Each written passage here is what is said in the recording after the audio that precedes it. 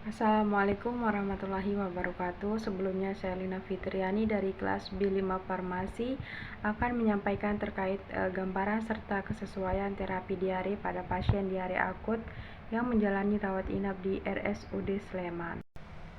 Diare didefinisikan sebagai suatu perubahan kebiasaan buang air besar bagi individu yang mengakibatkan tinja secara substansial lebih sering terjadi. Diare menyebabkan hilangnya air mineral atau elektrolit seperti kalium dan dapat menyebabkan dehidrasi. Penelitian ini bertujuan untuk mengetahui gambaran terapi farmakologi penggunaan anti-diare dan rehidrasi dalam penanganan pasien diare rawat inap di RSUD Sleman dengan mengacu pada SPM RSUD Sarjito Yogyakarta. Penelitian ini dilakukan secara observasional dengan rancangan analitik cross-seksional atau potong lintang dan pengambilan data secara prospektif pada pasien diare rawat inap di RSUD Sleman. Analisis data dari hasil penelitian dilakukan dengan dua cara, yaitu yang pertama memakai analisis deskriptif untuk mengetahui gambaran distribusi demografi pasien diare di RSUD Sleman, lalu dilanjutkan dengan analisis inferensial dengan memakai uji SPSS berupa logistik, Wiener, dan uji chi-square.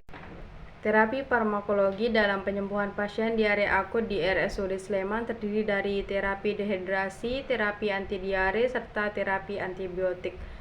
Selain agen penyebab terapi inisial, haruslah ada rehidrasi, kecuali jika pasien koma atau mengalami dehidrasi.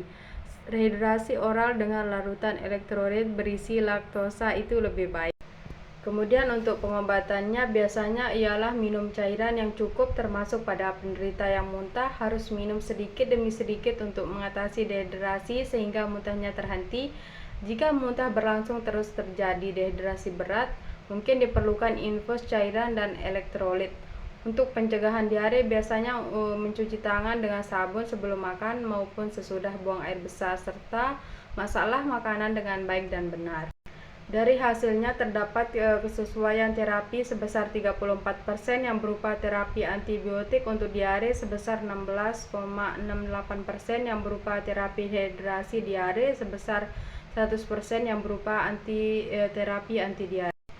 Kemudian yang terakhir, kesimpulan. Gambaran terapi farmakologi dalam penanganan pasien diare rawat inap di RSUD Sleman adalah antibiotik cefotaxime 41%, diberikan cairan rehidrasi melalui infus tanpa derajat dehidrasi sampai derajat dehidrasi berat, dengan anti-diare sebanyak ialah zinc 58%.